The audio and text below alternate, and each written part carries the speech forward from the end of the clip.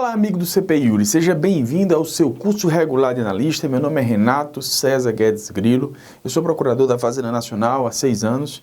Há pouco mais de 2 anos eu estou cedido no Superior Tribunal de Justiça, onde assessoro um dos ministros da primeira sessão na parte de direito tributário. É uma disciplina que eu estudo há alguns anos e eu tenho a grande honra de tentar dividir com vocês alguns dos conhecimentos sobre a disciplina, deixando sempre o meu e-mail pessoal aqui para que, em qualquer circunstância de dúvida, de sugestão ou de crítica que vocês tenham em relação à aula, vocês possam entrar em contato comigo para que eu tenha o prazer de, com vocês, dialogar e ajudar aqui a melhorar nossas aulas aqui no CPI Yuri e a esclarecer eventual ponto que não restou bem esclarecido.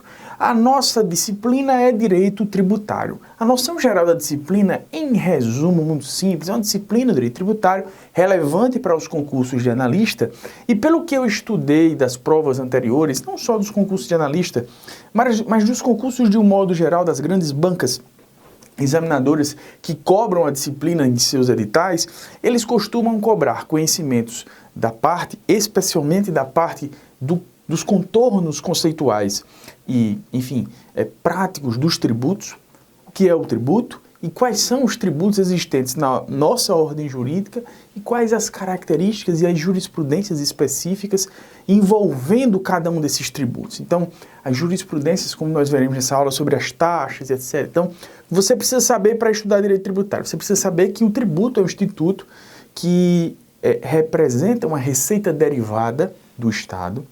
O Estado obtém essa receita a partir da imposição, melhor dizendo, aos particulares do dever fundamental de pagar tributos, derivando parte dos recursos dos particulares, daí o nome receita derivada,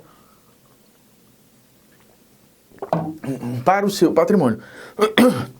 Então, o Estado para o seu orçamento. Então, o Estado faz derivar da quantidade de riqueza que é produzida ou da capacidade contributiva que existe no Estado, o Estado faz derivar recursos para se viabilizar. O Estado moderno se viabiliza através do tributo. O Estado moderno presta serviço público por meio do tributo, ele age no domínio econômico, intervindo em atividades relevantes, ele age no domínio social, trazendo segurança social, prestando atividades de assistência, de saúde, de previdência, educação, todas essas prestações materiais entregues e prometidas pela Constituição Federal pressupõem a produção de riqueza pela atividade produtiva do Estado e a derivação de um percentual dessa capacidade contributiva que há dentro do elemento territorial do Estado e às vezes até em bases universais, como ocorre em relação ao imposto de renda. Riquezas que são produzidas por nacionais no alienígena, no exterior, também podem vir a fazer parte dessa contribuição para que o Estado exista, para que o Estado haja, para que o Estado se viabilize enquanto instituição prestadora de serviços públicos, prestadora de atividades de interesses coletivos, tá? Então, essa é a ideia do direito tributário. O direito tributário, ele nasce, essa receita derivada nasce no estudo interno dentro das finanças públicas, mas assume a sua autonomia científica.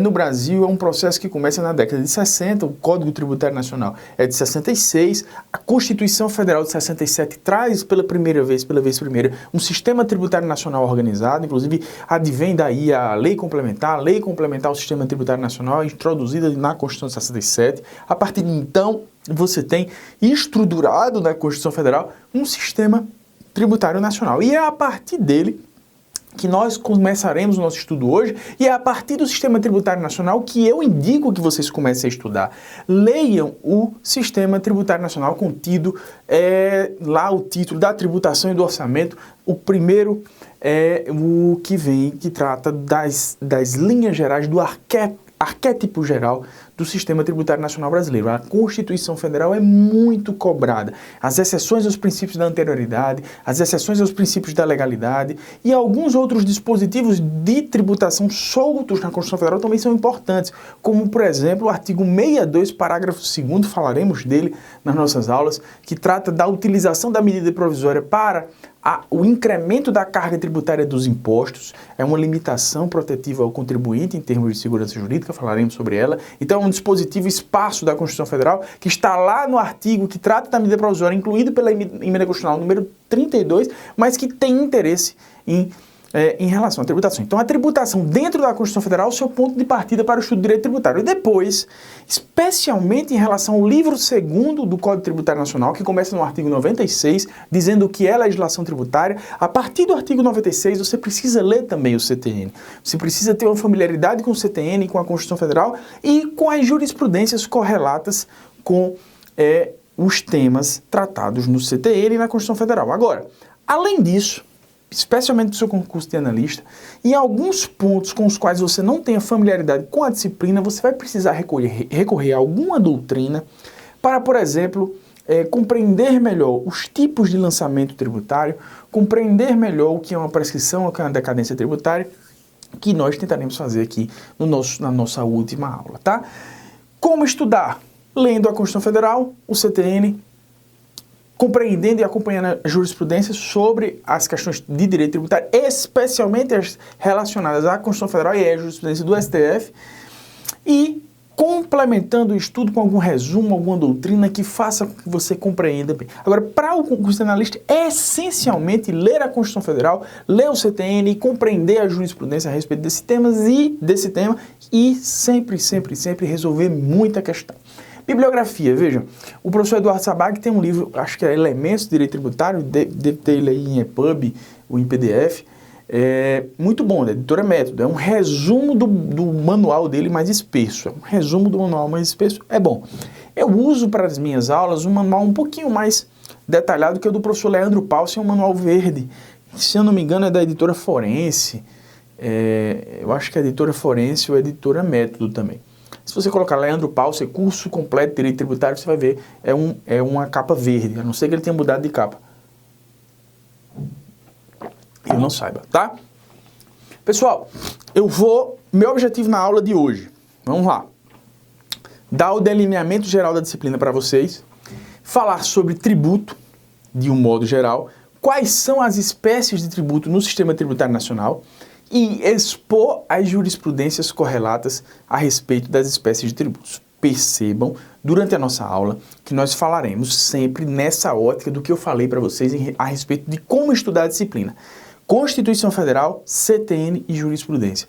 Essa será a minha diretriz. Eu tenho poucos encontros com vocês, 3 encontros, é muito pouco, e eu vou tentar otimizar ao máximo o nosso tempo para poder falar a maior quantidade de jurisprudências, explicar a maior parte dos artigos que eu consegui aqui do CTN, os mais relevantes, e da Constituição Federal. Mas primeiro a gente vai saber o que é tributo e quais são as espécies tributárias. De um modo geral, o que é tributo e quais são as espécies tributárias previstas no nosso sistema jurídico, tá? Tributo é toda prestação pecuniária compulsória em moeda ou em cujo valor ela se possa exprimir, que não constitua sanção de ato ilícito instituída em lei e cobrada mediante atividade administrativa plenamente vinculada ao que diz o artigo 3º do CTN, tá? A Lei Geral de Finanças, de Orçamento Público, que é uma lei recepcionada como complementar, ela também traz um conceito de tributo que eu não vou ler, tá? O que eu quero me concentrar é no artigo 3º do CTN e fazer 3 observações em relação a ele, tá? Eu vou fazer 3 observações como modo de explicar o conceito e de, ao mesmo tempo, respeitosamente, criticá-lo. Primeiro, o conceito diz que o tributo é prestação pecuniária compulsória. Ora, vejam só, toda prestação pecuniária é compulsória, tá? Toda prestação é compulsória. Tanto compulsória que, acaso resistida, você pode demandar alguém em juízo para que ela seja cumprida. Então, veja, se você empresta um dinheiro a alguém e esse alguém recebe esse multo e você celebra um pacto de multo, ele tem uma prestação com você. Você tem uma prestação com ele. Você deu um dinheiro em multo, ele vai ter que lhe devolver, às vezes com alguma correção e etc. que vocês tenham acordado. Se ele não o fizer, essa prestação a qual ele está obrigado por um contrato, ela é tão compulsória que você pode exigi-la em juízo. Então, inclusive, as obrigações de natureza civil, elas têm a prestação, a relação jurídica obrigacional de natureza jurídica, ela tem a compulsoriedade como sua nota característica. Não é só o tributo, são todas as relações jurídicas obrigacionais que têm a sua prestação como compulsória. Aliás, apenas as obrigações naturais, lembram? Obrigações naturais como... Obrigações naturais são relações jurídicas de direito civil cuja prestação não é compulsória. Ela não é compulsória, tá? Então vejam, no direito tributário, quando o CTN diz que o tributo é uma prestação pecuniária compulsória, ele não consegue, fazendo isso, distinguir exatamente o tributo de uma obrigação civil ou de qualquer outra natureza que também é compulsória. Na verdade, o que distingue o tributo de um outro tipo de prestação ou de obrigação jurídica de dar dinheiro é que, diferentemente do multo, que eu usei como exemplo ainda agora, no qual você e alguém pactuaram fazê-lo, o tributo ele é imposto de maneira ex lege. Ele é colocado em sobreposição a partir de uma norma que a gente chama, uma norma hipotética de incidência, ou hipótese de incidência, utilizando a nomenclatura de Geraldo Ataliba. Essa hipótese de incidência vai irradiar efeitos sobre a realidade e vai apanhar fatos da vida, independentemente do querer dessas pessoas que são atingidas pela norma impositiva. A gente chama de norma impositiva tributária porque o tributo ele é imposto. A gente chama uma das espécies tributárias, a mais importante, de imposto, porque ele é imposto. O tributo é imposto, é sobreposto, ele é ex lege. Então, antes de dizer que é uma prestação pecuniária compulsória, o que é óbvio, o CTN deveria dizer que o tributo ele é imposto ex lege. Essa é a diferença da obrigação tributária para uma obrigação de direito comum, tá? Então essa é uma primeira observação que eu faço. A segunda observação que eu faço, o CTN vem lá e diz, ó, ou em cujo valor nela se pode exprimir. Ora, aqui o CTN, ao apresentar o conceito de tributo, ele deixa margem para nós entendermos que pode existir um tributo de dar coisa, de entregar algo. Ou seja, que a União, por exemplo, poderia instituir um tributo no sentido de dizer, olha, todo professor tributário vai ter que entregar uma caneta amanhã no órgão tal, assim, etc., da sua cidade, etc. Não. A doutrina é praticamente unânime. Não foi isso que o CTN quis dizer. Não há a possibilidade de se instituir um tributo, de dar coisa, um objeto, um bem, de entregar alguma coisa que não seja dinheiro, pecúnia. Quando ela diz assim, ou em cujo valor nela se possa exprimir, é que em algumas leis elas utilizam uma espécie de aspecto quantitativo do tributo, aspecto dimensível, desses seguintes termos, assim, o tributo será calculado no valor correspondente a 50 obrigações reajustáveis do Tesouro Nacional, ou 50 ORTNs. Ou o tributo será calculado da seguinte forma, aí a lei que institui o tributo faz uma tabela, instituindo o tributo de acordo com uma determinada base de cálculo e utilizando,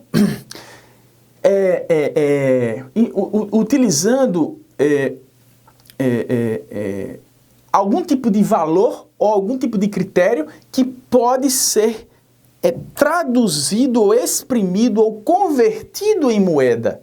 Entendeu? Então, são referências,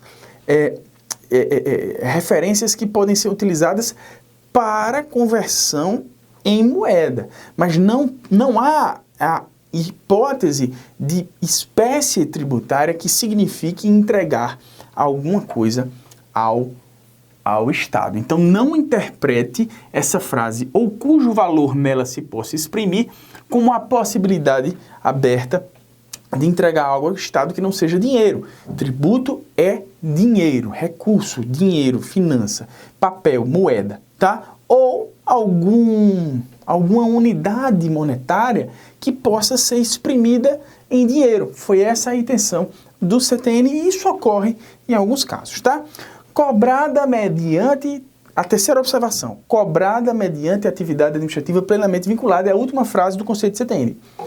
E aqui eu aproveito para já adiantar algumas coisas com vocês. Vejam só, o tributo, quando a gente vai falar, o tributo é o objeto de uma relação jurídica tributária, tá? As obrigações tributárias, nos termos do artigo 113 do CTN, elas são, a rigor, de 3 ordens.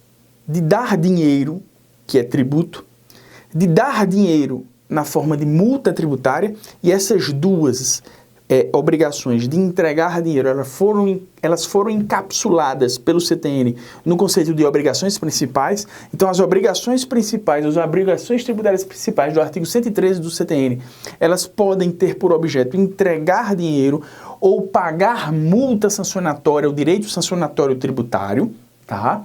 Ou podem ter obrigações tributárias chamadas de acessórias, também previstas no artigo 113 do CTN, que é fazer ou não fazer, não é dar dinheiro, é fazer ou não fazer alguma coisa no interesse da administração pública, tá?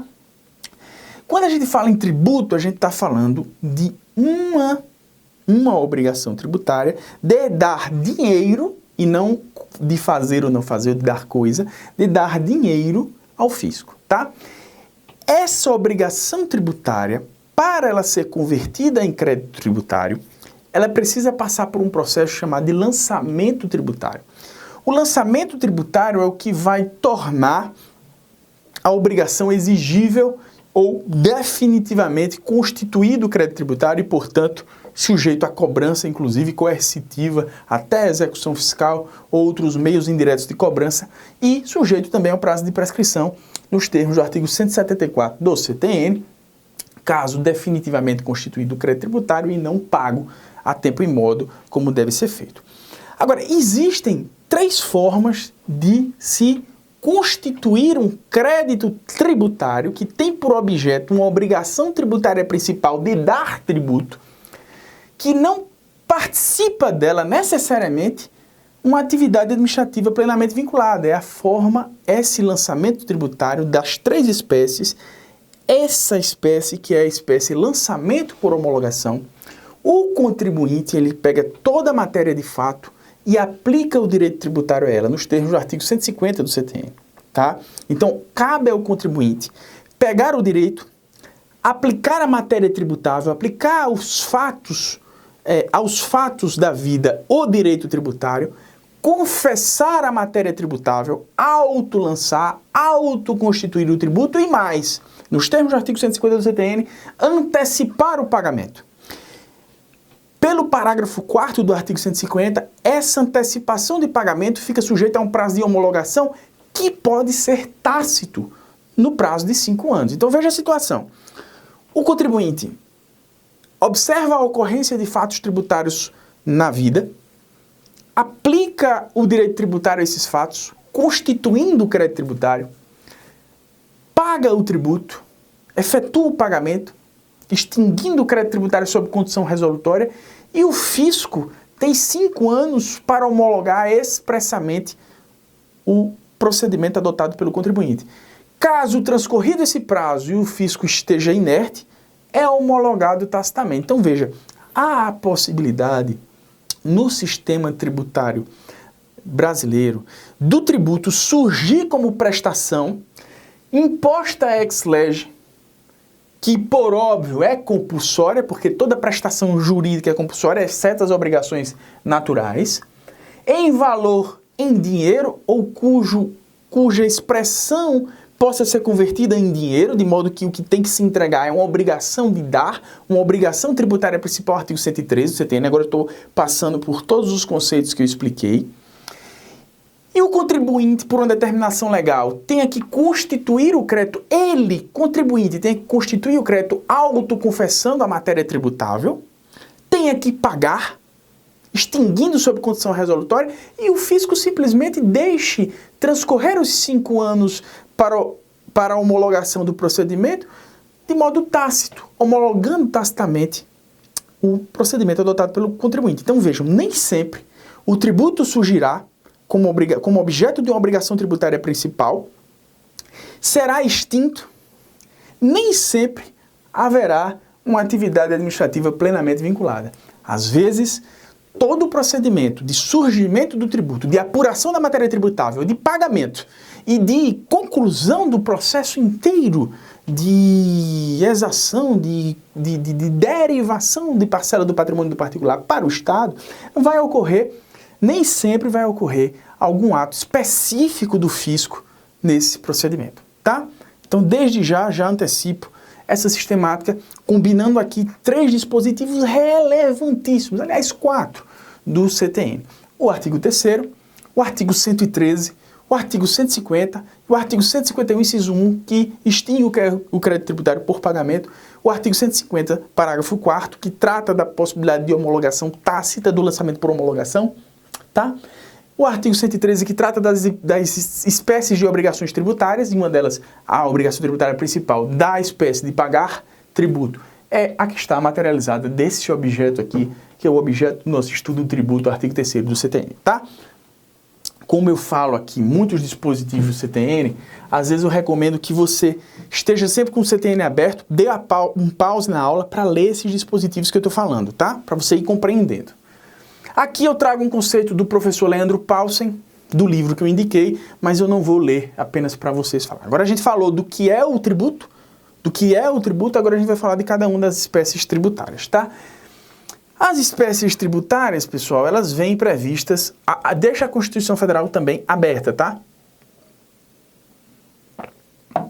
As espécies tributárias, elas vêm previstas na Constituição Federal. O CTN vem e diz assim, olha, os tributos são, o CTN, que é de 1966, ele diz, os tributos são impostos, taxas e contribuição da melhoria. Qual é a técnica legislativa do CTN?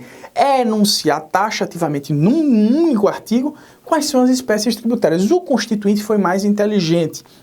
O Constituinte, ele utilizou uma técnica que faz incluir num único dispositivo 2 regulações relevantíssimas para o sistema tributário nacional.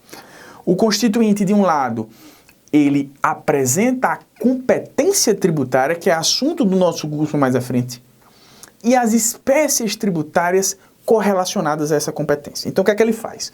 No 145, ao invés de dizer os tributos são, ele diz, olha, União, Estados, Distrito Federal e municípios poderão instituir os seguintes tributos. Então, quer dizer, ele está dizendo assim, ele não está dizendo que os tributos são esses 3, não. Ele está dizendo que todos esses entes podem instituir esses 3 tributos. Aí no artigo 148, ele faz uma limitação na competência. Diz, a União poderá instituir empréstimos compulsórios. Então, aí ele pega só a União. Antes ele tinha pego todos os entes federativos para apresentar os tributos que todos podem instituir. Aí ele segue na sua enunciação. No 148, ele apresenta um tributo que só a União pode instituir. No 149, ele apresenta novamente os tributos contribuições que, em regra, só a União pode instituir, exceto o parágrafo 1º do artigo 149, no qual está a possibilidade aberta de Estados, Distrito Federal e municípios instituírem contribuições previdenciárias para os seus regimes previdenciários próprios, os regimes próprios de previdência social, RPPS, tá? Mas aquelas 3 contribuições do caput do artigo 149, quais sejam contribuições sociais, contribuições corporativas ou de interesse de categorias profissionais e contribuições interventivas no domínio econômico, ou de intervenção, ou de regulação, como queira, elas são de competência da União, mas estão apresentadas também como tributos. E por fim, por reforma constitucional, foi incluída uma nova competência e uma nova espécie tributária. Contribuição Social de Iluminação Pública COSIP, de competência de quem? Está lá no caput do artigo 149-A da Constituição Federal. Municípios e Distrito Federal. E qual é o tributo? COSIP, Contribuição Social de Iluminação Pública. Então vejam só, diferentemente do CTN, a Constituição Federal ela não enunciou os tributos são. Não, ela disse, fulano de tal, beltrano de tal, cicrano de tal podem instituir os seguintes tributos. Aí no artigo 148, Beltrano pode instituir o seguinte tributo. Aí no artigo 149, Beltrano pode instituir os seguintes tributos. Aí no parágrafo 1º faz uma exceção para cicrano e o outro, e fulano. Aí no 149, fulano e outro podem instituir o seguinte tributo. Então vejam, a apresentação das espécies tributárias está atrelada à competência de quem pode instituí-las. É por isso que essa enunciação aqui ela está ultrapassada. Não é que exista uma teoria tripartite, ou quadripartite, ou pentapartite. Na verdade, você tem que olhar para a Constituição Federal. Quais são os tributos que estão previstos na Constituição Federal? São esses três, tá? O empréstimo compulsório, as contribuições e a contribuição social de iluminação pública. A diferença é de classificação. Alguns colocam a contribuição de melhoria como espécie de contribuição, outros colocam a contribuição social de iluminação pública como espécie de contribuição, e aí terminam enxugando a quantidade de tributos, mas uma opção meramente organizativa de exposição.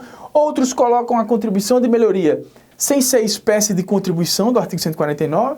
Então aí vai variando, mas a realidade é que são tributos, são os seguintes: impostos, taxas, contribuição de melhorias. Esse instituíveis, de acordo com as suas peculiaridades, por todos os entes federativos. Empréstimo compulsório instituível só pela União, artigo 148. Contribuições instituível, em regra, só pela União, com exceção do artigo 149, parágrafo 1º. E, por fim, contribuição social de iluminação pública, artigo 149A, instituível pelos municípios e Distrito Federal. Vamos falar sobre cada um resumidamente, tá? Eu trago aqui uma proposta de apresentação, na qual eu incluo a contribuição social de iluminação pública dentro do gênero contribuições, mas trato de maneira apartada, que para mim é salvo o melhor juízo, a forma mais correta, as contribuições de melhoria. Então, seriam essas aqui, seria esse aqui o panorama em resumo das espécies tributárias previstas no Código Tributário Nacional. A primeira delas é o imposto. Vejam só, nós temos uma divisão clássica das despesas estatais. Eu falei para vocês no início da aula que o direito tributário ele é essencialmente voltado a viabilizar a existência do Estado e o seu agir. E o agir do Estado, em termos de serviço público, ele é dividido mais ou menos assim. Serviços universais, ou uti universi, e serviços específicos, ou individualizados, ou prestados de maneira fatiada em porções claramente identificáveis em relação a pessoas específicas. Os serviços universais são necessariamente custeados pelos impostos. Os impostos, eles não estão vinculados a qualquer agir específico do Estado em relação a quem ostenta a capacidade contributiva para pagar o imposto.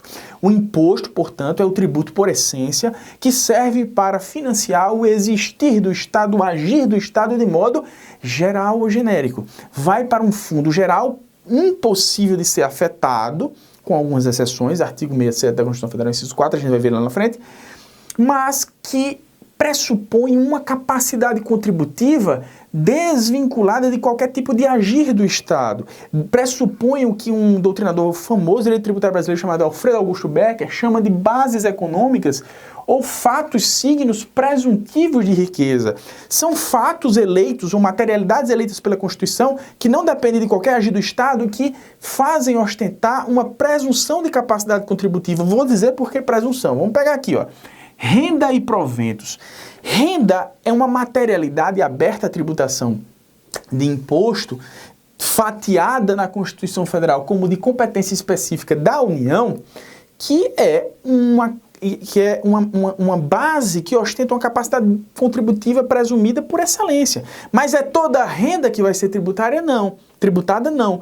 Você presume, como constituinte, que a renda deve ser tributada porque é uma materialidade que faz ostentar por quem a recebe, por quem recebe a renda, a capacidade de contribuir com o Estado. Agora, até determinado valor, por exemplo, não incide imposto de renda. Até quase R$2.000, quem recebe até quase R$2.000, recebe renda igual a quem recebe R$10.000, mas até R$2.000 a renda ela não ostenta capacidade contributiva, ela não ostenta riqueza, ela serve ali para o mínimo existencial. A tributação deve partir do mínimo existencial e ir até o efeito do confisco. Então, quando você fala em renda, você presume um signo de riqueza, mas você tem que olhar para a situação concreta, você não pode tributar toda a renda, você precisa dosar a tributação. A Constituição dá as materialidades, a Constituição abre a possibilidade de instituir o tributo. O legislador é quem vai fazer a dosagem de acordo com a capacidade contributiva que ele julgar existente ou não no caso concreto. A Constituição Federal não cria tributos, quem cria tributo é o legislador. Pessoal, vou ter que dar um pause no vídeo e volto dessa tela falando dos impostos, tá? Até já! Olá, meus amigos do CPIURES, curso regular e analista, retornando aqui ao nosso segundo bloco na nossa aula 1. Eu estava falando sobre imposto. Eu disse a vocês que a Constituição Federal, ela no artigo 145, ela enunciou 3 tributos de instituição, de possibilidade de instituição por todos os entes. Um é um tributo chamado de imposto, que é um tributo não contraprestativo, ou seja, que ele é instituível observando a capacidade contributiva do contribuinte e não uma relação sinalagmática com o Estado. O imposto, como eu disse para vocês, ele serve para custear atividades universais do Estado. E a Constituição Federal, nos artigos 153, 155 e 156, ela fez um fatiamento em relação aos impostos dessas materialidades, dessas capacidades contributivas, dessas bases que presumem capacidade contributiva. Aí você tem importação, ou seja, quem importa presume que ao importar possa ou ostente capacidade para poder contribuir ou derivar parte da sua riqueza com o Estado. A mesma coisa quem exporta, que é um outro signo, outra materialidade, é exportar. Receber renda ou proventos, por excelência, é a capacidade contributiva por excelência. O IPI, industrializar, operar, crédito, câmbio, seguro, ou títulos ou valores mobiliários.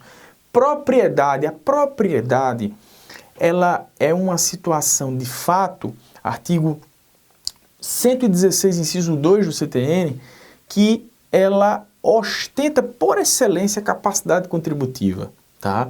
É o caso da propriedade rural, imposto da União, propriedade territorial urbana, imposto dos municípios e a propriedade de veículos automotores, imposto dos estados. Mas a materialidade propriedade ela é aberta para os 3 entes em relação a bens específicos. E o IGF, o Imposto sobre Grandes Fortunas, que infelizmente não foi instituído. No artigo 155 você tem aqui a transmissão também. Essa transmissão, essa transferência, ela é tributada no mundo inteiro. É uma capacidade contributiva que é ostentada por quem recebe um bem causa mortes, tá? Operações relativas ao ICMS, as operações não em relação a financeiras, que é o IOF, mas aqui circulação de mercadorias e prestações de serviços que a Constituição enuncia, também outra materialidade por excelência. Aqui a propriedade, como eu falei, sendo que de veículos automotores. E para os municípios, mais 3 tributos da espécie imposto, propriedade, novamente, como eu falei, o ITBI, aqui também transmissão. Vejam que as materialidades, elas se repetem, mudando o objeto da materialidade, o adjetivo. Aqui é outro tipo de transmissão, dessa vez não causa mortes, mas intervivos, quando como alguém compra um imóvel de outrem. E os serviços também está tributado aqui, só que de outro tipo.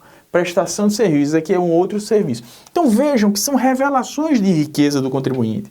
São materialidades, bases econômicas que estão abertas à tributação de modo fatiado por uma repartição tributária por competência que fazem autorizar que o Estado derive parcela da riqueza do particular para os seus cofres públicos e para que possa se viabilizar.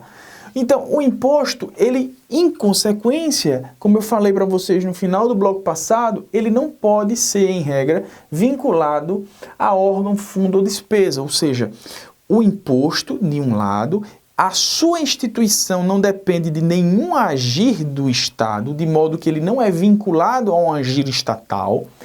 E, por outro lado, ele também não é vinculado à despesa específica. Ele não tem destinação específica, justamente porque ele serve para viabilizar os serviços universais do Estado. Agora, a taxa já é diferente.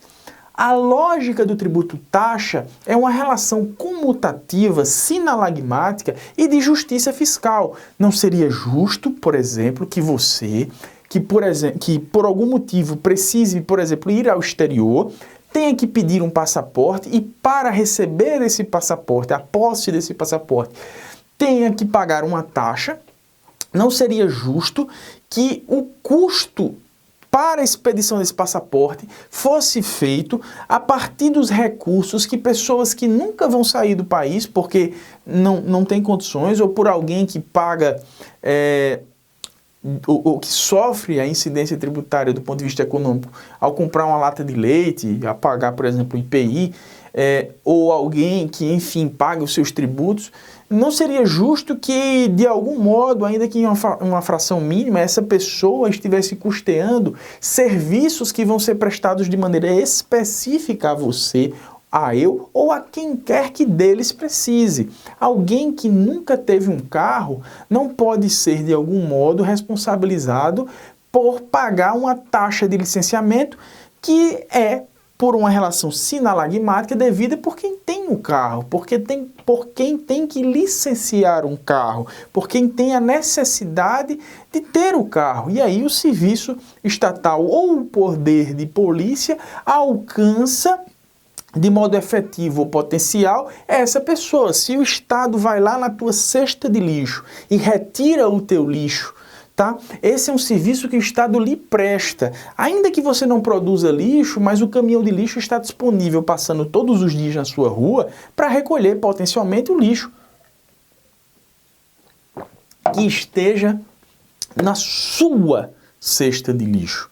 Então, são serviços públicos nos quais, ou através dos quais, você vê o Estado lhe estendendo a mão e você também estende a mão ao Estado. E de maneira justa, o custo desse agir específico e divisível do Estado em relação a você, ele vai ser custeado por você através de um tributo sinalagmático ou comutativo. Tributo esse que vem definido nesses artigos e que tem que guardar, por isso mesmo, uma relação de custo com o serviço, nos termos da jurisprudência do STF. Não pode haver, sob pena de se configurar um confisco, uma relação desproporcional quando, por exemplo, no exemplo que eu dei, que eu vou recorrer algumas vezes, quando você vai retirar um passaporte, o custo daquele passaporte, ele tem que ser equivalente a o valor que ele o valor que ele custa para ser expedido, né? Eu sei que muitas vezes esse valor é feito de maneira aproximada, porque ali tem delegados de polícia, agentes de polícia, é difícil você quantificar, mas precisa haver uma relação de proporcionalidade entre o que se paga e o custo daquilo que se fornece. Senão você quebra essa sinalagmaticidade, esse vínculo comutativo estaria quebrado por conseguinte. Então o Estado precisa cobrar de acordo com a proporção do custo, tá? Só voltando aqui, pessoal, só esclarecendo, as taxas nos termos da Constituição Federal, elas são de serviços ou em razão do poder de polícia. Então existem duas espécies de taxa. Eu até falei isso, mas não de maneira objetiva assim. Então existem as taxas de polícia e as taxas de serviço. As taxas de serviço, serviços específicos e divisíveis, a taxa de polícia no conceito de poder de polícia, que está classicamente definido no artigo 78 do CTN. Não vou ler para não cansá-los, mas não deixem de ler, dei um pause aqui na aula para ler. A minha aula aqui são 3 encontros, eu preciso correr para poder falar tudo o que eu tenho para falar, tá? As taxas também, pessoal, elas vejam só, não é inconstitucional, eu vou mostrar um precedente nesse sentido, não é inconstitucional destinar de modo específico a taxa a o órgão ou serviço público específico e divisível que é prestado. Mas é inconstitucional a destinação de taxas a entidades privadas. Por quê? Porque a taxa, na relação que ela tem de fazer frente a agir específicos do Estado, seria completamente inconcebível que essa taxa fosse destinada, por exemplo, à Caixa de Assistência dos Advogados, no caso da taxa judiciária. Ora, a taxa judiciária é cobrada em relação àqueles que se utilizam do serviço judiciário. E a Caixa de Assistência de Advogados é uma entidade privada de assistência social e de profissionais liberais, e isso não tem qualquer relação, essa destinação não teria qualquer relação com aquele agir do Estado. Se fosse destinada a taxa para especificamente o Poder Judiciário, aí tudo bem, mas para entidades privadas não pode, é inconstitucional. Tá? De outro lado, a lei que destina a taxa, eu já adiantei, a um órgão público que presta o serviço público, essa lei não vai ser inconstitucional. Veja, no julgado anterior, a lei estava dando uma predestinação ilícita, digamos assim, para pegar um termo do direito administrativo, dos recursos da taxa. Aqui não. Aqui foi uma destinação ilícita. Veja só, o artigo 167 que nós vimos que se aplica aos impostos, ao vedar a destinação dos impostos, por ser da essência do imposto, a necessidade dele fazer frente ao agir genérico do Estado, no caso da taxa, não há vedação constitucional, aqui a lei destina ao órgão que presta o serviço, ou o poder de polícia, ou exercita o poder de polícia, os recursos que são arrecadados da taxa, tá? Não existe na Constituição Federal preceito análogo pertinente à taxa, análogo ao artigo 167(5), tá? Então não ofende a Constituição Federal a destinação, ainda que parcial, dos recursos da taxa específica ao órgão estatal, tá? Pessoal, é interessante nós vermos que, em regra, as taxas, elas são tributos fixos. O que é um tributo fixo? É um tributo que tem um valor específico. Por exemplo, eu vou recorrer pela terceira vez ao exemplo do passaporte. Você vai solicitar a emissão de um passaporte, vai ter uma taxa lá para você pagar. Então, essa taxa é um valor fixo. Se o Silvio Santos for querer um passaporte, for querer ter a posse de um passaporte, o passaporte é um documento do Estado que você tem a mera posse para se apresentar no alienígena e poder ingressar, ou se apresentar no alienígena como cidadão de um determinado Estado. Se o Silvio Santos for pedir um passaporte, e se eu for pedir um passaporte, embora ele ostente muito mais capacidade contributiva do que eu, nós pagaremos rigorosamente o mesmo valor. Então, o tributo é fixo, ele tem um valor fixo. Não existe uma base de cálculo que vai variar. Evidentemente, o Silvio Santos ele certamente paga um IPTU maior do que o meu, porque a casa dele deve ser muito maior do que a minha. Mas em relação à taxa, não. Em relação à taxa, não.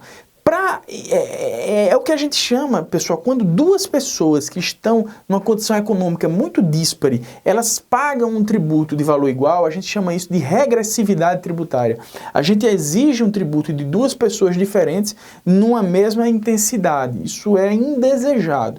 E aí o que foi que surgiu? Em relação a algumas taxas que você podia dar um toque de capacidade contributiva nela, para afastar o indesejável efeito regressivo tributário, os entes tributantes passaram a pegar alguns elementos dos impostos e colocar no cálculo da taxa, afastando a taxa fixa e fazendo que a taxa incidisse em um aspecto dual, quantitativo dual, ou seja, com a base de cálculo variável, com elementos de impostos e com uma alíquota. E isso foi questionado no Supremo Tribunal Federal em relação a uma suposta violação a esse dispositivo, que diz o seguinte: as taxas não poderão ter base de cálculo própria de impostos. Evidentemente, uma taxa não pode. A base de cálculo é o elemento do tributo que dimensiona o aspecto material da hipótese de incidência. Significa dizer que a base de cálculo de um tributo sobre a renda, ela vai ter que refletir em renda. Significa dizer que uma base de cálculo de um tributo sobre a propriedade, ela vai ter que refletir propriedade. Então, se você tem uma identidade da base de cálculo de um imposto com uma taxa, você não tem uma taxa, você tem um imposto. Se você elege para a taxa a mesma base de cálculo do imposto, você está criando um imposto sobre o nome de taxa. É por isso que a Constituição Federal veda. A Constituição faz aqui um princípio do terceiro excluído. Uma coisa é uma coisa, outra coisa é outra coisa. As taxas não poderão ter base de cálculo de imposto. Tá, mas como fica, por exemplo,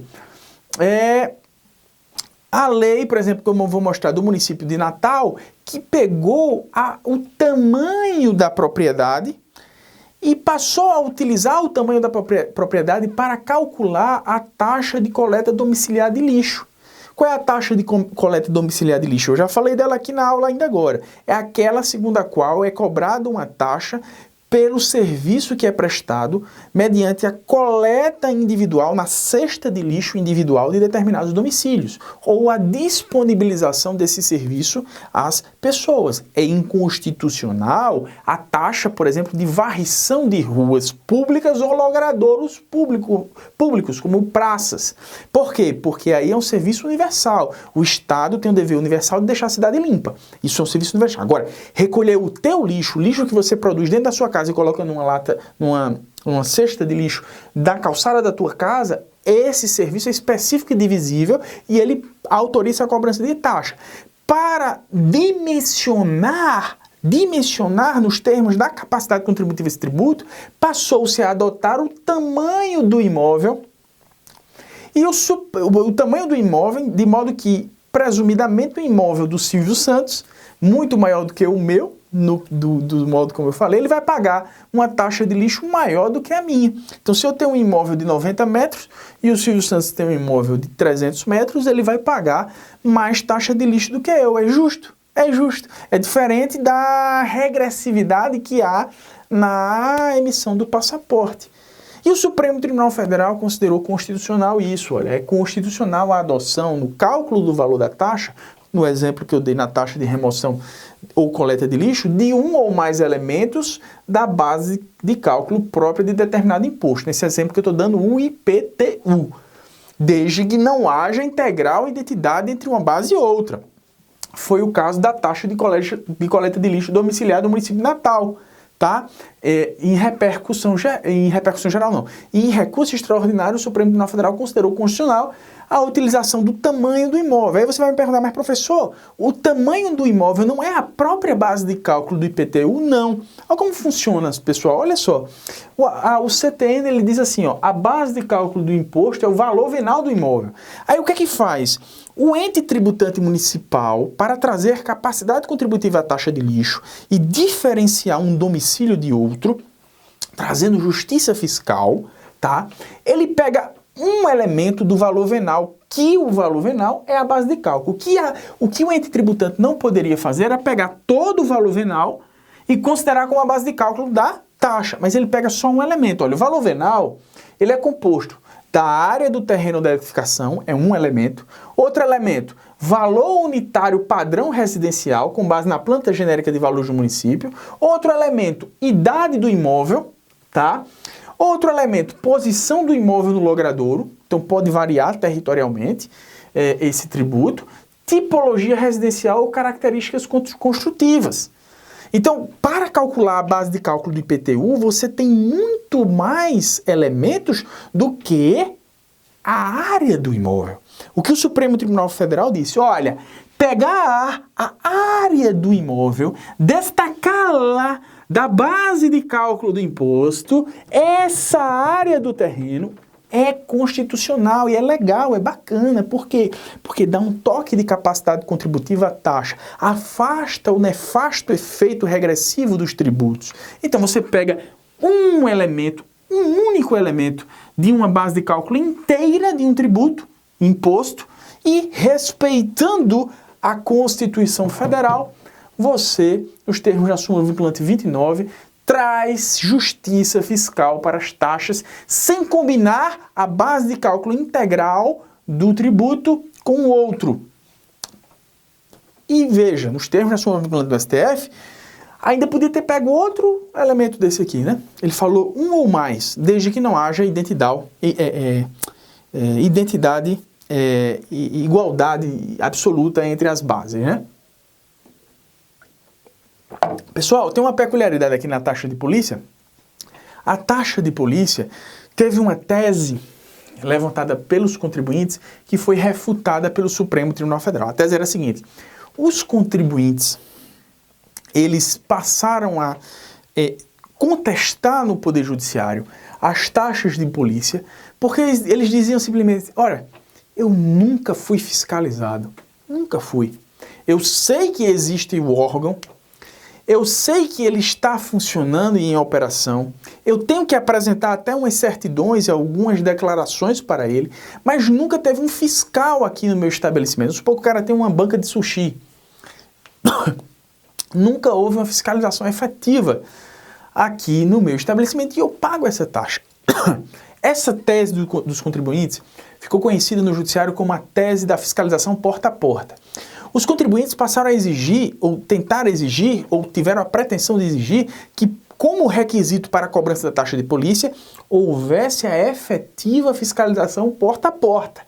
Que o fiscal fosse lá e toque, batesse a sua porta. E o Supremo Tribunal Federal afastou essa tese dos contribuintes, dizendo que não é necessária a fiscalização, não é indispensável a fiscalização porta a porta. Isso aqui está aqui na sua tela.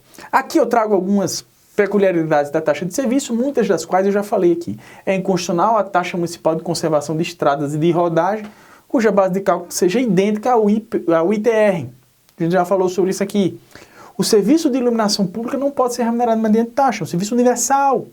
Posteriormente, o Supremo criou a contribuição, o Constituinte Derivado Reformador criou a Contribuição Social de Iluminação Pública, artigo 149-A da Constituição Federal, que é uma contribuição social, é um tributo novo, mas a iluminação pública ela não pode ser custeada por taxa porque é um serviço universal.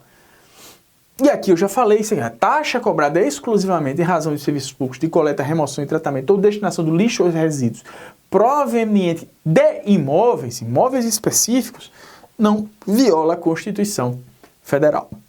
Por último, apenas para lembrá-los que uma discussão que existia, o Supremo Tribunal Federal, em ação direta de inconstitucionalidade, firmou o entendimento de que os pedágios são preços públicos e, portanto, regulados pelo direito administrativo e não pelo direito civil administrativo e não pelo direito público tributário, tá? Pessoal, a contribuição de melhoria. A contribuição de melhoria, ela também é um tributo que guarda referibilidade. O que é referibilidade? Referibilidade direta. Ela diz respeito ou tem por pressuposto um agir específico do Estado, tá? Tem uma conexão, uma vinculação a agir estatal. Agora, aqui tem uma questão muito legal, muito diferente da contribuição de melhoria. Na verdade, esse tributo, de todos os tributos previstos no direito, aliás, nos direitos, né, que é um tributo que a gente, que também é aurido de experiências estrangeiras, nas quais também se adota esse tipo de tributo, é um tributo extremamente injusto. Porque, vejam, ele tem por pressuposto a realização de uma obra pública. Nenhum administrador público pode, sob pena de configurar improbidade administrativa e até crime, realizar uma obra pública para beneficiar específica e individualmente alguns imóveis, próximos dos quais a obra vai passar ou nos termos do decreto-lei que trata da contribuição de melhoria, no que se chama de zona de influência da obra pública. Eu, administrador público, não posso realizar uma obra pública com fim específico de beneficiar alguém, mas eu tenho que realizar obras públicas independentemente de efeitos colaterais que elas gerem em imóveis específicos. Veja, a contribuição de melhoria, ela é um tributo de justiça fiscal e moralizador. Por quê?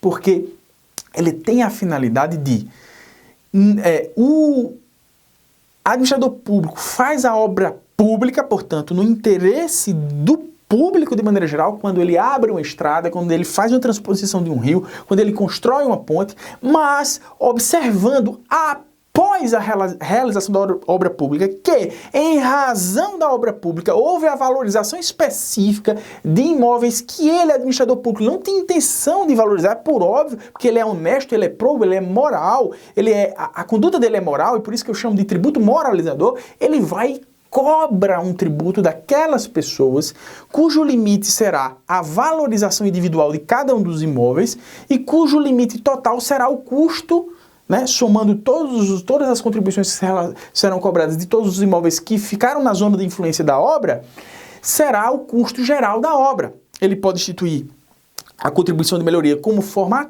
até de custear a obra toda, desde que respeitado o limite individual da valorização de cada um dos imóveis. Então veja, é um tributo que prova, digamos assim, que o administrador público não fez a obra para beneficiar ninguém. É uma lógica de justiça fiscal, tem como causa a obra pública, mas o fato gerador do tributo não é a obra pública.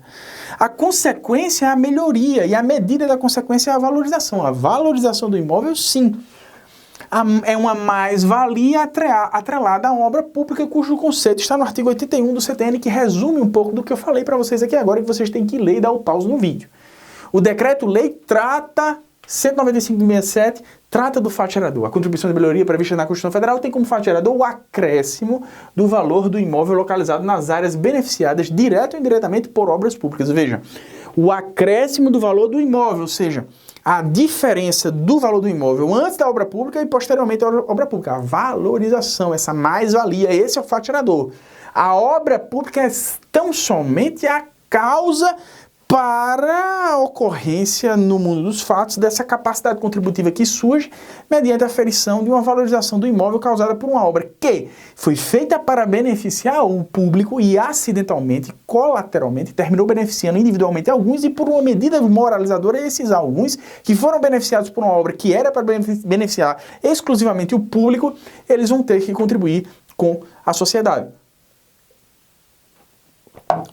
Infelizmente, é um tributo pouco utilizado na nossa experiência prática, mas deveria ser utilizado mais. Algumas observações sobre ele. A contribuição de melhoria incide sobre o quantum da valorização imobiliária, a base de cálculo, o limite individual e o limite total, dos quais eu já falei para vocês, tá?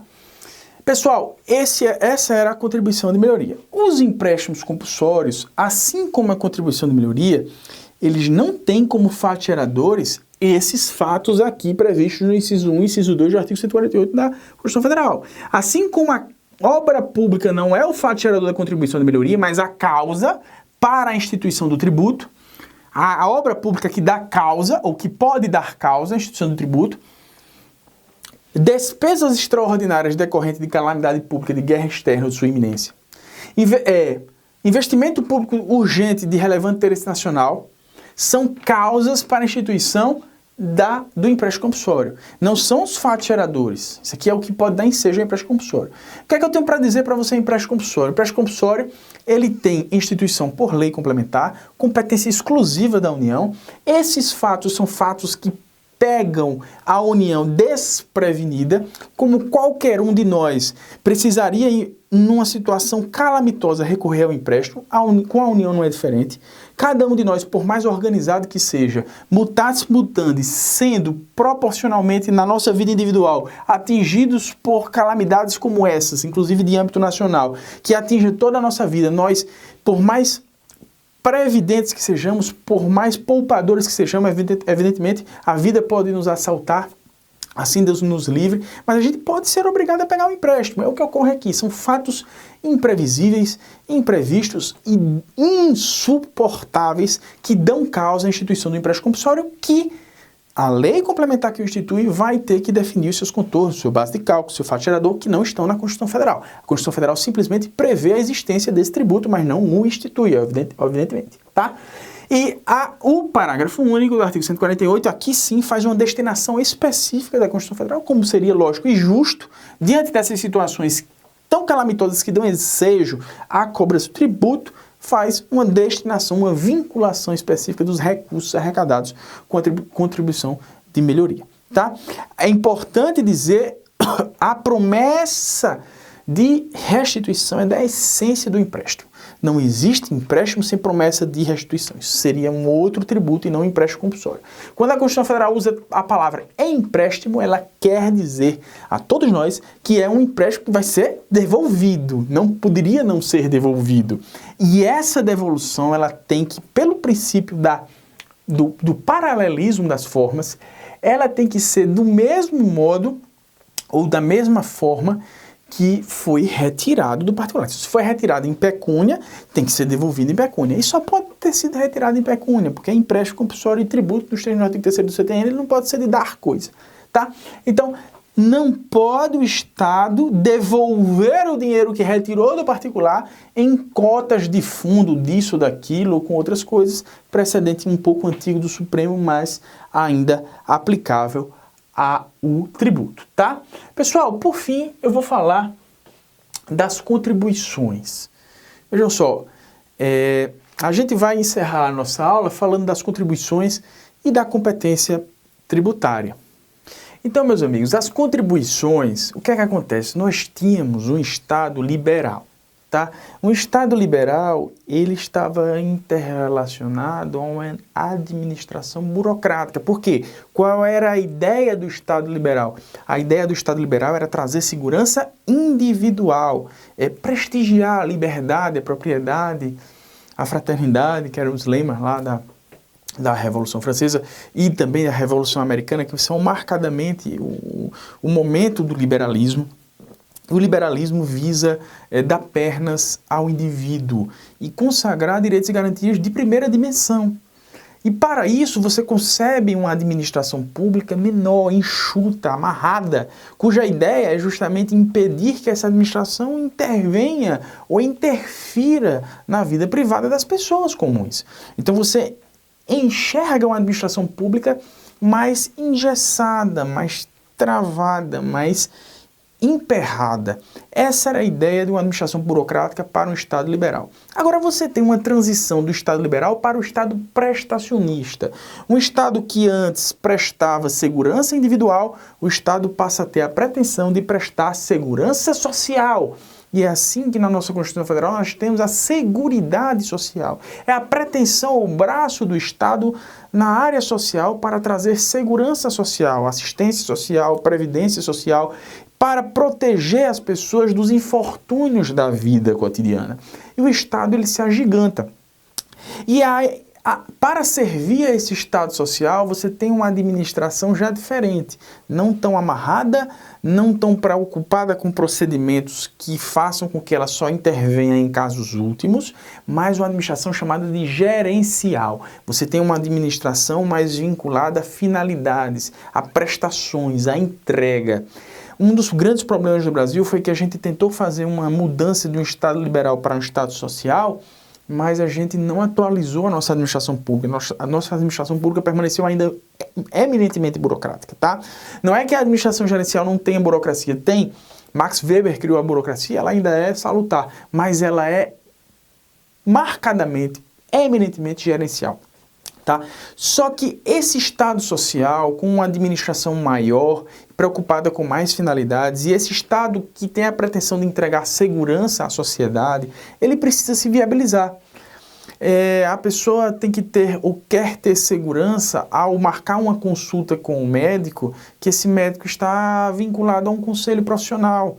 Conselho profissional esse que é uma autarquia corporativa que precisa de recursos para existir, que precisa de recursos para fiscalizar o exercício profissional. E aí a gente tem as contribuições do interesse de categorias profissionais ou econômicas, que servem justamente para o Estado dar segurança social às pessoas e ao exercício profissional. A gente tem contribuições sociais para o Estado fazer frente ao seu agir no campo ou domínio social. A gente tem contribuições interventivas porque esse Estado social, diferentemente do Estado liberal, é um Estado intervencionista. É um Estado que não deixa o mercado se autorregular, mas pelo contrário, ele promove heterorregulações no domínio econômico.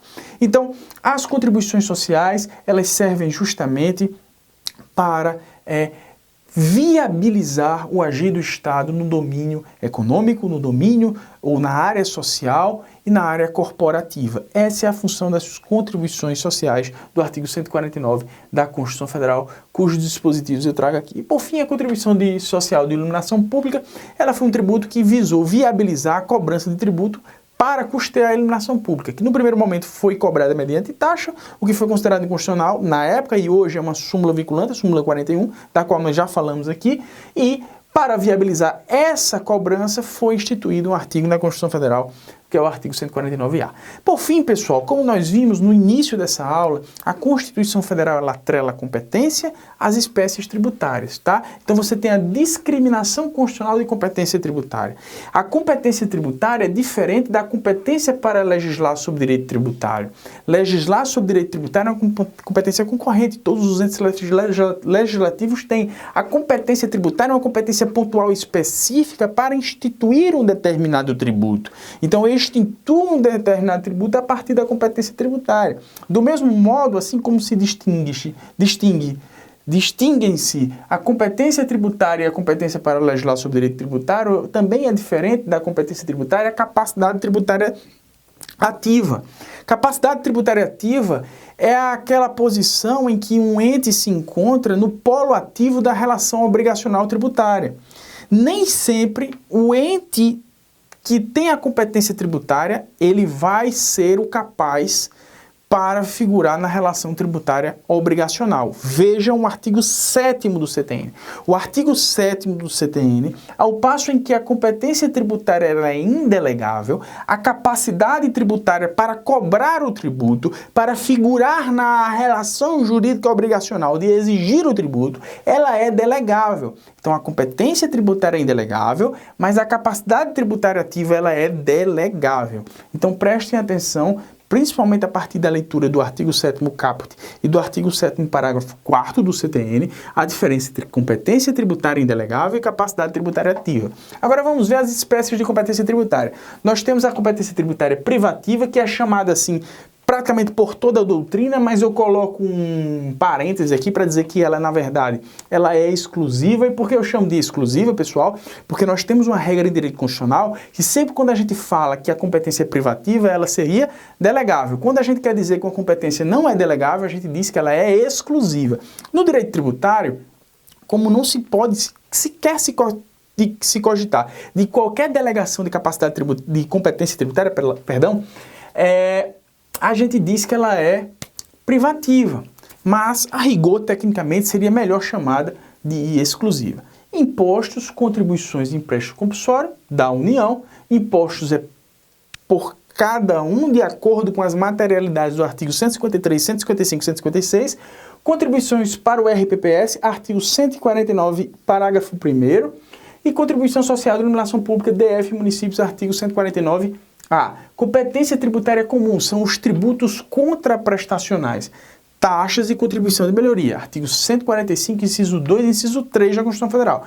Competência tributária cumulativa é a competência da União nos territórios e o caso do Distrito Federal, artigo 147 da Constituição Federal. Competência tributária residual, artigo 154.1 para a União e artigo 195, parágrafo 4º, também para a União, sendo que em relação às contribuições sociais do artigo 195. Pessoal, essa foi a nossa primeira aula.